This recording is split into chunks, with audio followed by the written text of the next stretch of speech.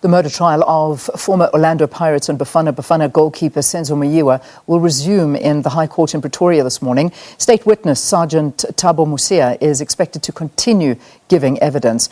Mosia, a forensic field worker, collected evidence at the crime scene where Meyiwa was shot. Meyiwa was shot at the house of the mother of his singer girlfriend Kelly Khumalo in Vosloorus, east of Johannesburg, in 2014. Yesterday, advocate Malesela Teffo for accused number 3 threatened taking the Correctional Services to court. This was over the alleged assault and ill treatment of Mthobisi Mncube, who was transferred from the Johannesburg prison to the Kgosi Mampuru Maximum facility in Pretoria. Now, Joselynn Fembe is managing partner at Fember Attorneys, and she joins us now to unpack developments thus far. Great to have you. Thanks so much for joining us on the program. Morning, Leanne. Thank you so much for having me, and a very good morning to your listeners as well. Yeah, 8 years in the making. I mean, this trial has taken years to get to the courts. Any indications of further delays from what we've seen in court so far? Or do you think we can say we are in it now and this is now finally going to hopefully find some justice? I think it's definitely been interesting to see how this case has been unfolding. You know, many people would look at a period of 8 years and would comment that perhaps it's excessive. But I think that however long it takes the state to get their case together, they are now ready for trial. It seems as though all the evidence is ready to present to the court, and all the witnesses are also ready to present their evidence. So I do think that the trial will progress in a relatively quick fashion because of the period of time that has already lapsed thus far. So let's talk about the things that have happened, well, especially in court yesterday. A very interesting development was Kelly Khumalo's attorney being asked to leave after being on a watching brief.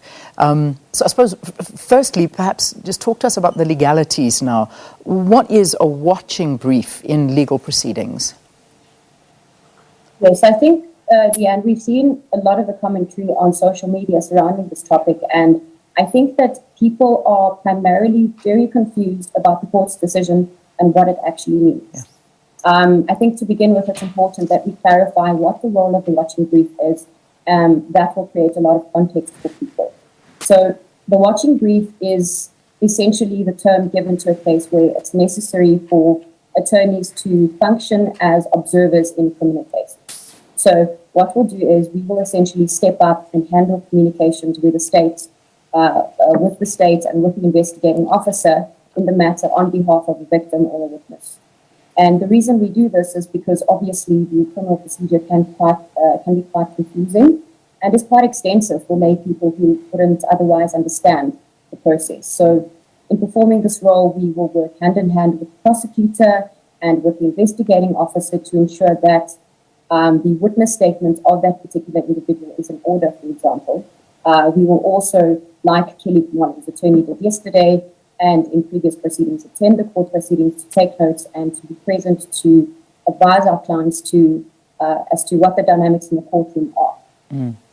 More and more people are employing watching briefs because obviously the criminal procedure can be exceptionally hard for a layperson to understand. But what's important to note is that the watching brief is not entitled to an exhaustive list of documents or to be present in court throughout the entire trial of the matter.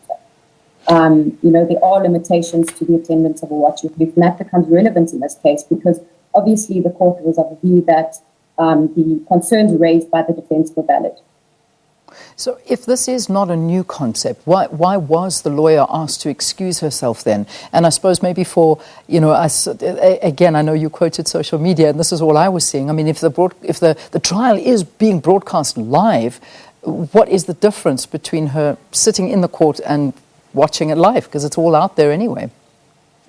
So this is also a point that was raised in the Van Breda case, where there were objections to the televised proceedings. And it's always a process of the court weighing up the interests of the public and the right of the accused to a fair trial, openness in terms of the Constitution, with other rights. And I think that traditional justifications for broadcasting court cases don't generally hold water. So cameras, for example, are not obtrusive and disruptive, and privacy concerns are addressed by these proceedings, but more significantly and critical to the issue that we're discussing right now, is the biggest obstacle to permitting broadcasts. And that is that witnesses who have not yet given evidence are essentially able to see the evidence of those who've already testified, and that poses the risk that they might potentially tailor their evidence.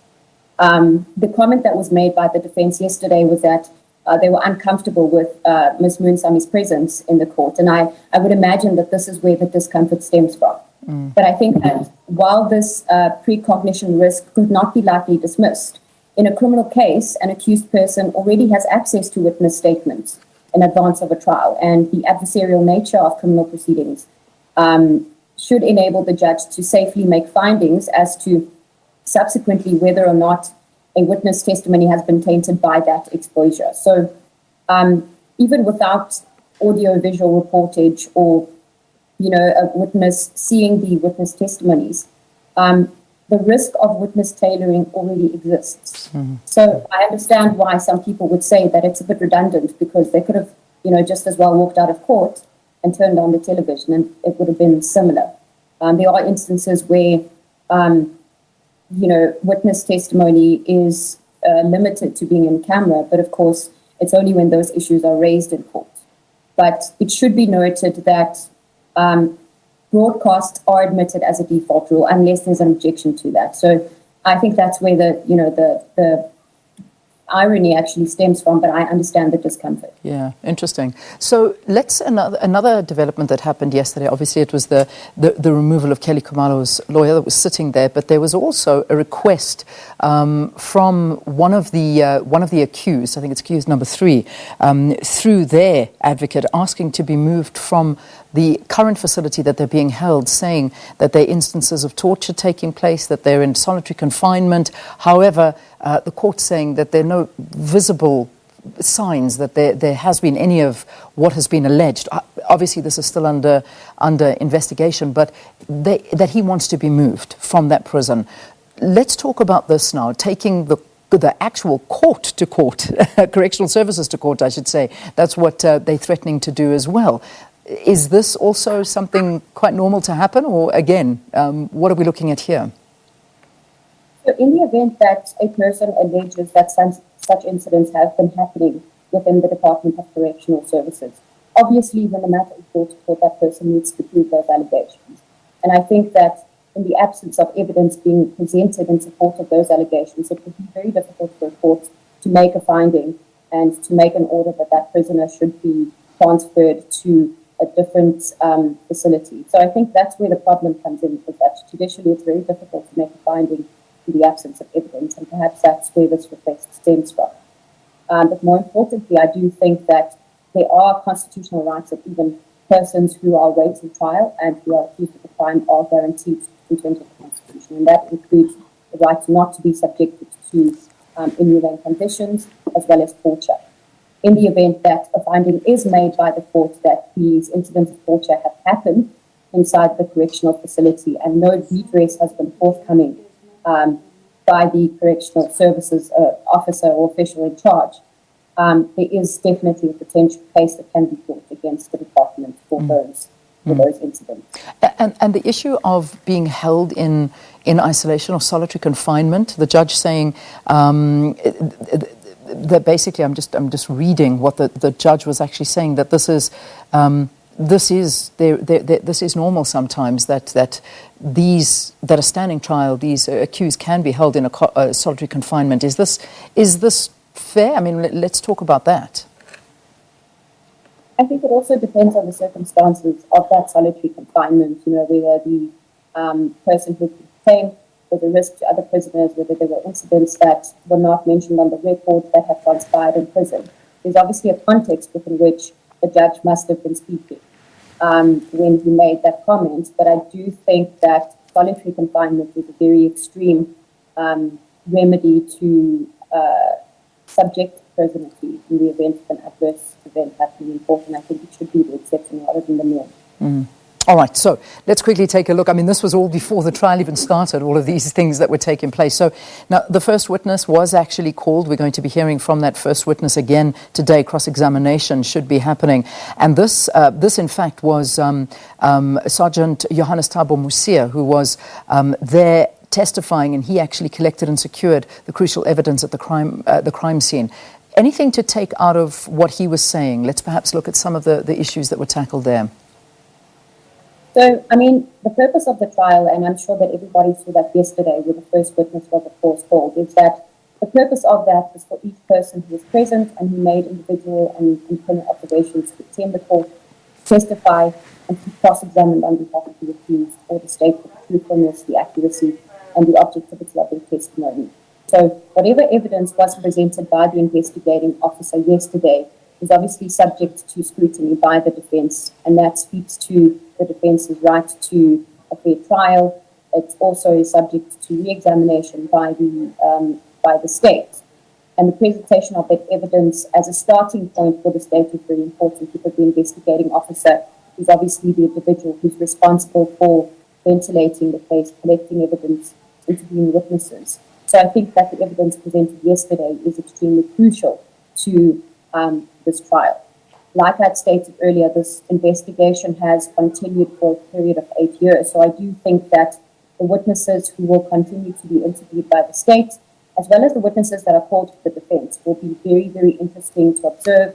I think that many revelations are going to be made in the process of this trial that are going to possibly take the public aback. But I think it's very important for the openness of the court process and the criminal process, that people actually understand what happens in the criminal courts. Yeah. And particularly in this case that has been one of public interest for a very long time. Very much so. And also, I mean, I know that there's been so much talk, and particularly after there was that documentary released. I mean, this is, I suppose, something we are used to when it comes to trials and very high-profile trials taking place in South Africa. And then all of these unanswered questions are the things that we look towards. But one of the allegations in that documentary that came out was the fact that the actual crime scene was tampered with. But this witness coming through yesterday and specifically stated that from what he investigated, there was no tampering, but there will be cross-examination happening today. So it should be very, very interesting to watch what is said today during that cross-examination. Yes, I think so too. And I think that the question in that, I saw the excerpt from that documentary where the question was posed as to why charges were not laid against the people who were accused of allegedly tampering with the crime scene.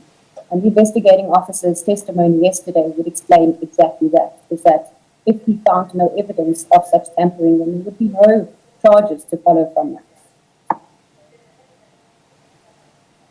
All right, I'm going to leave it there. Just a little bit of a break in the sound there, but I must say I think today is going to be very, very interesting. And now, you know, it's just again another issue for the South Africans to look at, watch the legal system underway, and this is all happening, and it will be happening again today. So we should be hearing again from the investigating officer who will be there, and he is, of course, the officer that was on the scene to collect all of the forensic evidence. So that should be very interesting. And thank you very, very much to our guest, Joselynn Fember, managing partner at Fember Attorneys, talking to us about what happened yesterday and a lot of the issues even before the trial got underway and the witnesses were there already arose. So lots happening in that courtroom. We'll be crossing to our reporter covering it in the next hour here.